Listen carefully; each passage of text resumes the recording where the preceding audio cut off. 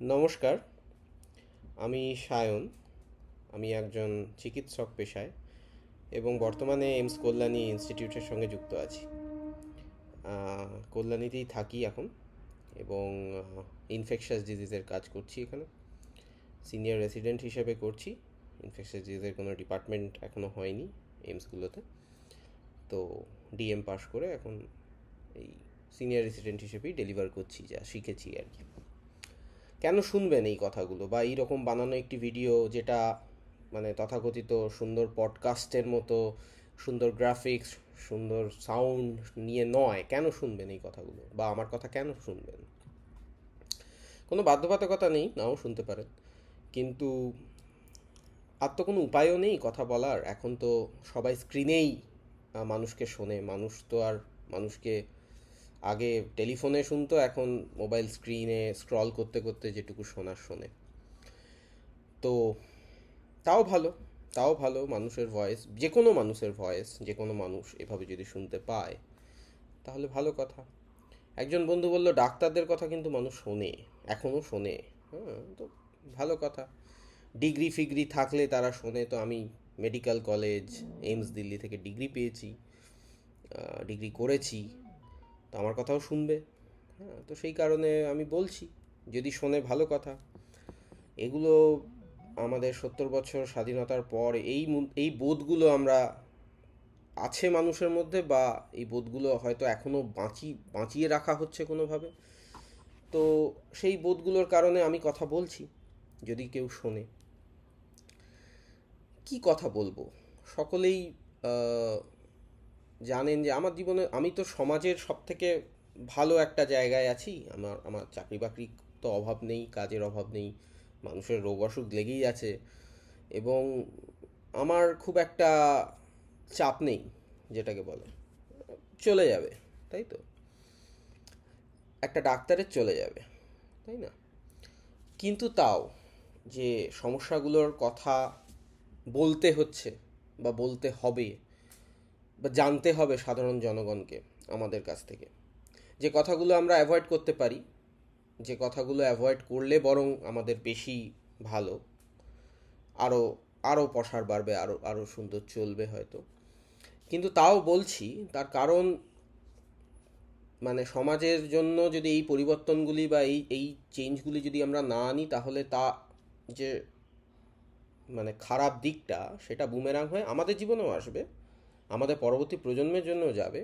এটা এটা বুঝি বলেই বলছি। কি সেই চেঞ্জগুলো, কি সেই পরিবর্তনগুলো?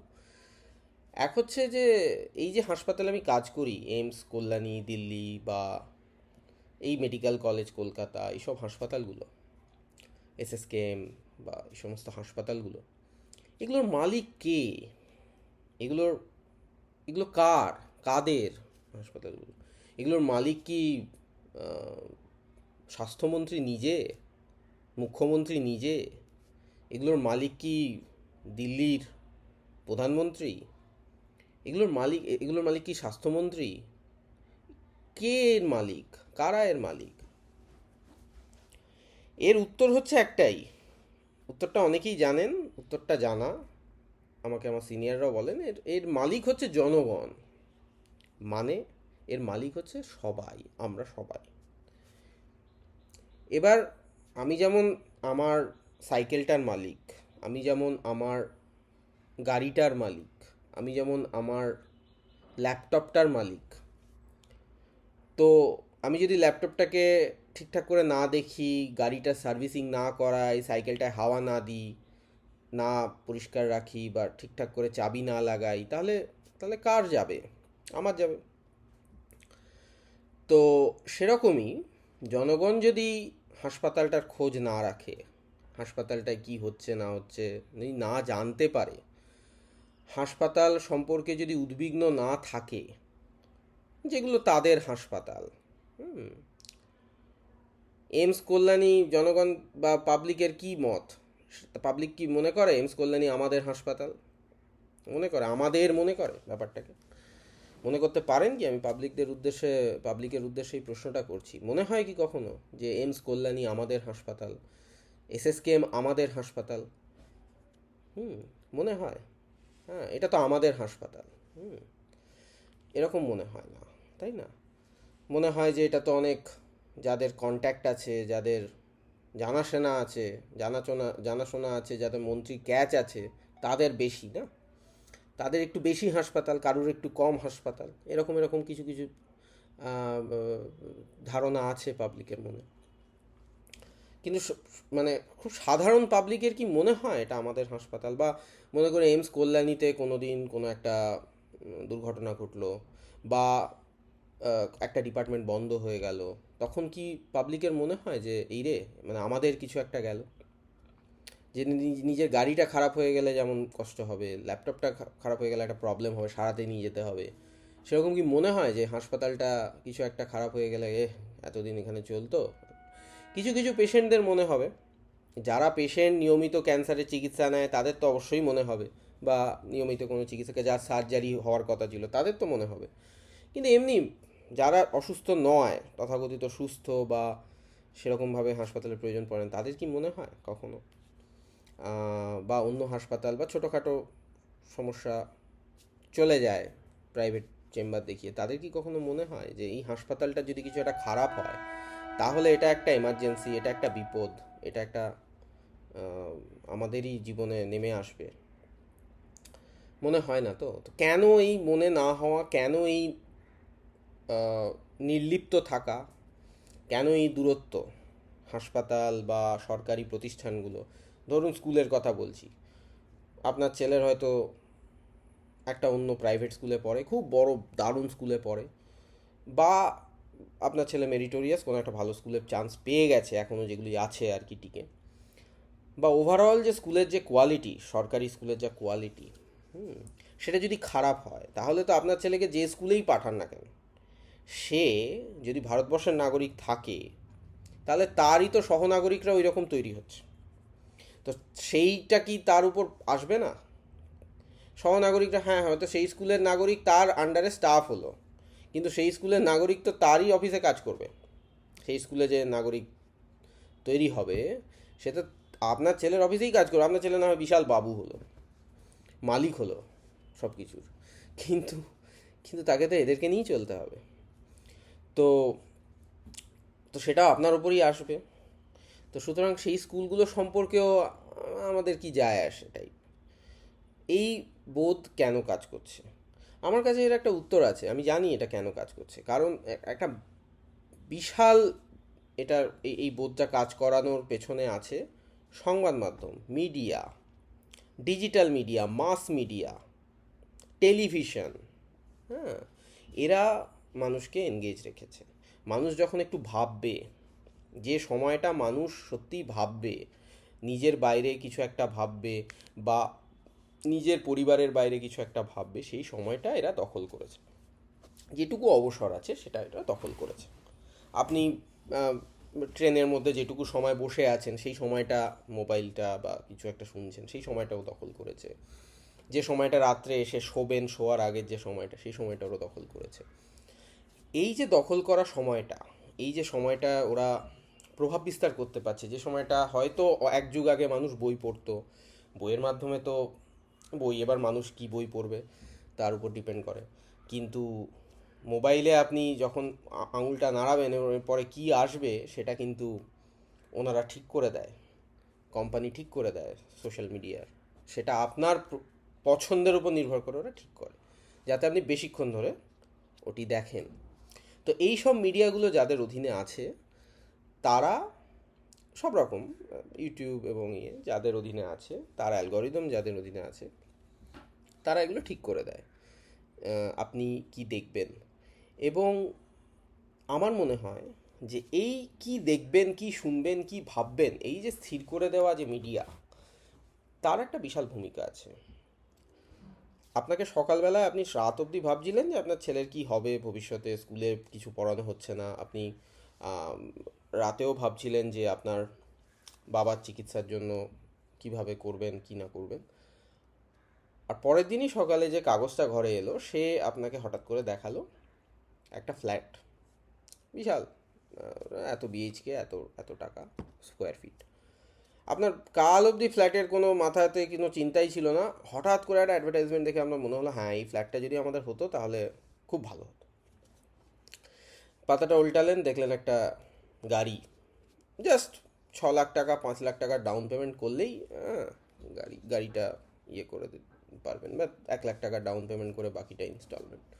সুন্দর স্কিম দেখিয়ে দারুণ ঝাঁচকচকে গাড়ি। আবার পাতাটা উল্টালেন, দেখলেন একটা আইফোন 16 17 18, জানি না কতটা বেরিয়েছে, কিন্তু ওই ওই রকম আর কি, 15 16 17, হ্যাঁ এরকম নাম্বার দেওয়া একটা আইফোন যে নতুন বেরিয়েছে, তারও একটা স্কিম বলে দিল আপনাকে।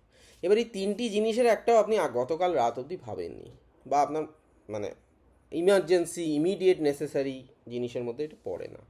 আপনি ভাবছিলেন সন্তানের ভবিষ্যৎ, পিতামাতার চিকিৎসা ইত্যাদি ইত্যাদি, কিন্তু আপনাকে এই তিনটের দিকে ভাবানো হলো। আপনি বললেন না এই তিনটে তো আমার নেসেসারি নয়, আমি যেটা ভাবছিলাম তাতেই ফিরে আসি। আপনি একদম বিচ্যুত হলেন না, আপনি ফিরে এলেন। নিয়ে তারপরে যখন আপনি ভাবলেন যে পিতামাতার চিকিৎসা, তারপরেও পাতাটা উল্টালেন, দেখলেন পিতামাতার জন্য ইন্স্যুরেন্স, হেলথ ইন্স্যুরেন্স, এটাতে এই প্রিমিয়াম দিন এত কোটি টাকার আপনার টাকা দিয়ে দেওয়া হবে আপনার বাচ্চার জন্য। সেটা পাতাটা উল্টালেন, দেখলেন একটা কোচিং ইনস্টিটিউট, এখানে ভর্তি করালে বড় ভালো ইনস্টিটিউটে হায়ার এডুকেশনের জন্য চান্স পেয়ে যাবে। তো সুতরাং এই কাগজটি বা এই মিডিয়াটি আপনার বাড়িতে এসে আপনাকে সকাল থেকে কি বলল? আপনাকে সকাল থেকে প্রথম পাতাতেও বলল কিনুন, দ্বিতীয় পাতাতেও বলল কিনুন, তৃতীয় পাতাতেও বলল কিনুন, চতুর্থ পাতাতেও বলল স্বাস্থ্যের ক্ষেত্রে যখন আপনি ভাবলেন পিতামাতার কিনুন, শিক্ষার ক্ষেত্রেও যখন আপনি ভাবলেন কিনুন। কিনুন কিনুন কিনুন কিনুন কিনুন, কিনতে হবে, তাই না? মানে আপনার অর্জন করা টাকা, যেটুকু আপনি রোজগার করছেন, যেটুকু আপনার সেভিংস আছে, সেটা যদি একটু অতিরিক্ত আপনার মনে হয়, সেই টাকাটি দিয়ে আপনি এগুলো কিনুন, সব কিনুন। এই যে কিনতে বাধ্য করা বা কিনতে প্রেরণা জোগানো বা কেনার কথা সারাক্ষণ বলার যে সংবাদ মাধ্যম, সে এভাবেই তো চলে। তার তো সার্কুলেশন, নিউজ পেপার, মানে রিপোর্টারকে মাইনে দেওয়া, অফিস চালানো, সব কিছু চলে এই যে অ্যাডভার্টাইজমেন্ট তার টাকায়, ঠিক আছে? তো এই মডেলে ওর রেভিনিউটা আসে অ্যাডভার্টাইজমেন্ট থেকে। এবার অ্যাডভার্টাইজমেন্ট যারা করে তারা এরকম হঠাৎ করে অমিতাভ বচ্চনকে বসিয়ে, আপনি একটা পাত্র চাই পাত্রী চাই করতে পারবেন না, ও অমিতাভ বচ্চনকে বসিয়ে দিল, ও বিরাট কোহলি অনুষ্কা শর্মা দুজনকে বসিয়ে দিল ফ্রন্ট পেজে, এত বড় একটা অ্যাডভার্টাইজমেন্ট।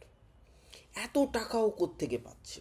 আপনার সহনাগরিক একই রকমভাবে একটি ভোটার কার্ড, একটি আধার কার্ড তাকে দেওয়া হয়েছে, একটি ইউনিক আধার নাম্বার আছে তারও, কিন্তু সেই ব্যক্তি, তার কাছে এত টাকা আছে, সে এই অ্যাডভার্টাইজমেন্টটা দিতে পারে। আপনি একটা পাত্র চাই পাত্রী চাই দিতে পারেন না, ওইটুকু অ্যাডভার্টাইজমেন্ট আপনি দিতে পারেন না। তো সুতরাং এত টাকা তার কোত্থেকে এলো? এবং সেই মালিক সেই টাকার ব্যবধান দিয়ে যেমন ফ্রন্ট পেজটা নিয়ে নিচ্ছে, আর কি কি করছে সেই মালিক, আর কি কি লোক, আর কোন কোন লোক তার আন্ডারে আছে। আপনি ভোট দিচ্ছেন, আপনি ভোট দিয়ে কাউকে নির্বাচিত করছেন, সে আপনার কথাটা না হয় বলবে, হাসপাতালে কথাটা না হয় বলবে, আপনার তো আর বলার সামর্থ্য নেই। আপনি তো লিখে একটা জায়গায় সঠিক জায়গায় কমপ্লেন টমপ্লেন ওসব করতে শেখেননি, আপনি স্কুলে শেখায়নি প্রশ্ন করতে। তো সুতরাং আপনি জানেনও না ওসব, আপনাকে স্কুলে শুধু আজ্ঞা বহন করতে শেখানো হয়েছে, আপনি তাই শিখেছেন, এবং আপনি সঠিক জায়গায় নিয়ম মেনে একটা ফর্ম ফিল আপ করে এইসব প্রবলেমগুলো আপনি নিতে শেখেননি। লাইনটা ভেঙে কোনো মতে যদি আপনারটা হয়ে যায়, ব্যাস আপনি চলো পালিয়ে এলেন, বাড়ি চলে এলেন। তো সুতরাং আপনি ওটা করবেন না। আপনার জনপ্রতিনিধি যদি করে, তার জন্য ভোটটা দিয়েছেন, তাই তো? এবারে ভোটে দিয়ে যে জনপ্রতিনিধি, তার টিকি কোথায় বাঁধা আছে? তার টিকি বেঁধে রাখে যারা ওই অ্যাডভার্টাইজমেন্ট দিতে পারে সংবাদ মাধ্যম, মানে সেই লোকগুলো যাদের হাজার হাজার কোটি কোটি টাকা, তারাই তো নিয়ন্ত্রণ করছে সব কিছু। এইটুকু বাস্তব, এইটুকু বাস্তব। কোন সংবাদ মাধ্যম প্রতিনিয়ত প্রতিদিন আপনাকে বোঝানোর চেষ্টা করে? আপনি বলুন, কোনো সংবাদ মাধ্যম করে না। এইটুকু বাস্তব। আপনার যে একটুকু খানিক কাগজে জায়গা পেতে পারেন না, আপনার বক্তব্য বা আপনার ভয়েসকে আপনি সংসদে বলুন বা সংবাদ মাধ্যমে বলুন বা কোথাও একটু জায়গা নিতে পারেন না, সেখানে আপনার সহনাগরিক একটা পুরো পেজ নিয়ে নিতে পারে, একটা পুরো পেপার নিয়ে নিতে পারে একদিনের, একটা টিভি অ্যাডভার্টাইজমেন্ট টাইমের মারাত্মক অংশ নিয়ে নিতে পারে, ক্রিকেট ম্যাচের প্রতিটি ওভারের মাঝে ঢুকে থাকে। সেই লোকগুলি সেই লোকগুলি যদি আপনার নির্বাচিত যাকে পাঠিয়েছেন সংসদে বলার জন্য তাকেও যদি কিনে রাখে, সবটা কিনে রাখে, তাহলে এই ব্যবস্থার ব্যাপারটা, এই খবরটা যে আপনি কতটা দুর্বল এবং অসহায়, সেই খবরটা, আপনি তো অসহায় কারণ আপনার ছেলের ভবিষ্যৎ খুব সাংঘাতিক, মেয়ের ভবিষ্যৎ খুব, আপনি খুব চিন্তিত। আপনি অসহায় কারণ বাবা মায়ের চিকিৎসার টাকা নিয়ে আপনি খুব চিন্তিত। এগুলো তো অসহায়তাই, কিন্তু সব থেকে বড় অসহায় এই চিন্তাগুলোর বাইরে আপনাকে নিয়ে যাওয়ার জন্য একটি সংবাদ মাধ্যম কাজ করছে। যদি সে অপারগ হয়, যদি সে আপনাকে ফ্ল্যাট আর গাড়ির দিকে যদি নিয়ে যেতে পারলো না, তাহলেও আপনাকে ইন্স্যুরেন্সের দিকে অথবা কোচিং সেন্টারের দিকে ও নিয়ে যাবেই। ঠিক আছে, আপনি যদি উচ্চ মধ্যবিত্ত না হয়ে মধ্যবিত্ত বা নিম্ন মধ্যবিত্ত হন, তাহলে এই দুটোতে আপনি যাবেন, এবং এইভাবে আপনাকে নিয়ে মোটামুটি আপনার টাকাটা ও কেনাবে। আমি যদি বলি যে সরকারি হাসপাতালে গেলে ইন্স্যুরেন্সের 10,000 20,000 টাকা বছরে বছরে বছরে বছরে দেওয়াটার দরকারই নেই, আমি যদি বলি সব ফ্রি হচ্ছে বা ফ্রি হওয়া উচিত বা সব ফ্রি যদি হয় তাহলে কত ভালো হয়, এই কথাটা হবে না প্রচার। ওই 1,000 টাকা দিয়ে 3 কোটি টাকা পাওয়ার যে বিজ্ঞাপনটি সুন্দর থেকে সুন্দর করার জন্য অনেক টাকা খরচা করে সমস্ত আপনাদের ইংলিশ মিডিয়ামে স্কুলে পাঠ করা সব ছেলে মেয়েদের তারা চাকরি দেবে যে বাবা এই পোস্টারটা কর, যাতে ওই 1,000 টাকা বছরে প্রিমিয়াম দিলে, 10,000 টাকা বছরে প্রিমিয়াম দিলে, যাতে 1 কোটি টাকার রিটার্ন একেবারে মানে যাই হয়ে যাক আর কি শরীরে সব দিয়ে দেবে। হ্যাঁ, সে লিখে দিল কর্পোরেট হাসপাতাল, ঢোকার মুখেই শুধু ইন্স্যুরেন্সের ছবি। এই মডেলটাকে প্রচার করতে হবে, তাই না? তা যদি আমরা এইটা বলি যে না, সরকারি হাসপাতালে ফ্রিতে জিনিস পাওয়ার জন্য ডিমান্ড করো, চিঠি লেখো, লেখো, তোমাকে আমি ভাঙচুর করতে বলছি না, তোমাকে আমি কাউকে আঘাত করতে বলছি না, তুমি লেখো, কোথাও জানাও সঠিক উপায়। 1,00,000 1,000 চিঠি জমা পড়ুক না আমাদের ডিরেক্টরের কাছে, প্রতিদিন একটা করে চিঠি জমা পড়ুক প্রত্যেক মানুষের কাছে যে না আমাদের এই টেস্টটার একটু দাম কমাতে হবে, হোক না, হোক না সমস্ত এইমস এবং সমস্ত এসএসকেএম ইত্যাদি সমস্ত হাসপাতালে একটু চিঠি চাপাটিই হোক, একটু কথা হোক, একটু একটু একটু নিজেদের মধ্যে আলোচনা হোক, এই বিষয়গুলি নিয়ে আলোচনা হোক না। এটা করতে দেবে? ঘন্টাখানেক করতে দেবে না। ঘন্টাখানেক সব কিছু নিয়ে হতে পারে, কিন্তু এই পার্টিকুলার মালিকগুলো যারা অমিতাভ বচ্চনকে ফ্রন্ট পেজে দাঁড় করাতে পারে, তাদের ইনকাম যাতে কমে বা কমে যেতে পারে সেই ধরনের কোনো কাজ এই সংবাদ মাধ্যম করবে না। আমি তো অনেক ডিগ্রি ফিগ্রি নিয়েছি, আমার কথা না হয় শুনবেন বলে এইসব বলা। শিক্ষিত লোক হয়তো কথা শুনবে, আমি যদি এই অবস্থায় যদি আমি একটা বেকার হতাম তাহলে হয়তো শুনতেন না, কিন্তু আমি বেকার হই বা যাই হই, কথার মধ্যে যদি সত্যতা থাকে, যদি মনে হয় যে কথাটা সত্য, তাহলে আমি বলবো, জনগণকে বলবো যে আপনারা সঠিক উপায়, আমি বলছি না ঘেরাও করুন, একটা এজিটেশন করুন, সঠিক উপায় অন্তত সাজেশান বক্সে লিখুন, চেষ্টা করুন, সবাই সবাই চেষ্টা করুন এবং লিখতে থাকুন। ডিমান্ডটা তৈরি হোক, ডিমান্ডটা নিজেদের মধ্যে তৈরি করুন যে এটা আমাদের হাসপাতাল। যেমনভাবে নিজের গাড়িটা খারাপ হলে অফিসে ছুটি চেয়ে হোক, যেভাবে হোক গাড়িটা ঠিক করতে হবে, এ করতে হবে, মোবাইলটা খারাপ হলে মোবাইলটা সারাতে নিয়ে যেতে হবে, এ করতে হবে, তেমনি আপনার যদি হাসপাতালে আপনি কোনো একটি ওষুধ পেলেন না যেটা পাওয়ার কথা, সেটি আপনি জানান, ওই শিক্ষাটি নেবেন না। আচ্ছা, তা এটা বোকামি নয়, একটা রাস্তায় গাড্ডা আছে ওটা দিয়ে পাশ কাটিয়ে চলে যাওয়াটা ওটা চালাকি নয়, ওটা খুব ভালো নয়। হ্যাঁ, ওটা ওটা ওটা টাইমে পৌঁছানো নয়। একটুখানি গাড্ডাটার জন্য একটু ভাবুন, একটু বলুন যে এখানে একটা গাড্ডা ছিল, লিখিত দিন, জমা দিন, সই করুন, নিচে আরও 5 জনের সই নিন। এই এক্সারসাইজটা বাজে নয়, এই এক্সারসাইজটা খারাপ নয়, এই এক্সারসাইজটা খুব দরকারি। ঠিক আছে, আপনি বরং ওই যে ফ্ল্যাট নিয়ে যতক্ষণ ভাবছেন বা ওই আইফোনটা নিয়ে কিনবেন না তাও ভাবছেন, ওই সময়টুকু এটাতে দিন। যেটা আপনার প্রয়োজন নয়, কিন্তু আপনি ওই ফিডিয়াগুলো নিয়ে ওই যে যেগুলো আপনার কাছে মোবাইল এমনি এমনি করলেই আসে, হ্যাঁ, যেগুলো আপনি একটু খবরের কাগজটা খুললেই আপনি মানে সারাক্ষণ এটা কিনুন ওটা ওটা, সেই জিনিসগুলো যেগুলো আপনার দরকার নেই, আপনার মাথাকে পুরো ঘিরে রেখেছে, একটু বাদ দিন এবং রাস্তার গর্তটার জন্য সঠিক জায়গায় একটা চিঠি লিখুন। সবাই সবাই লিখুন। যে লিখতে পারছে না সেও একটা টিপসই দিক, সবার নিন মতামত, দেখবেন এতে কিন্তু কাজ হবে। এবং যদি এতে কাজ না হয়, তখনই তো বলতে পারবেন যে এতে কাজ হয়নি বলে আমরা সবাই জমাট হয়েছি, আপনার সাথে মুখোমুখি কথা বলতে এসেছি। যদি প্রথম পদক্ষেপটাই না নেন, তাহলে তো সত্যি কথাই, তাহলে তো এইসব নিয়ে রাজনীতি, আরে বাবা, মানুষের হাতে রাজনীতি, মানুষ রাজনীতি জব্দ করবে। মানুষ কোনো দলকে আসতেই দেবে না। মানুষ নিজেই এমন সক্রিয় যে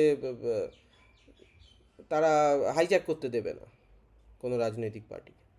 নিজেই মেসেজ করবে, নিজেই জানাবে। আমি আইআরসিটিসিতে যখন এই ট্রেনে ট্রাভেল করি, একটা মেল করি, সঙ্গে সঙ্গে তো চলে আসে। কর্পোরেট তারা যারা চাকরি করছে তাদেরকে ভীষণ কষ্টে রেখেছে, কিচ্ছু মাইনে পায় না তারা। আমাদের যে খাবারটা অর্ডার হয় না, একটা ওই ওই যে ট্রেতে আমাদেরকে খাবারটা দেয়, সেই ট্রের ওপরেই ওই ভাতটা ডালটা সবটা ফেলে দিয়ে খেয়ে নেয় কোনো সময় একটা।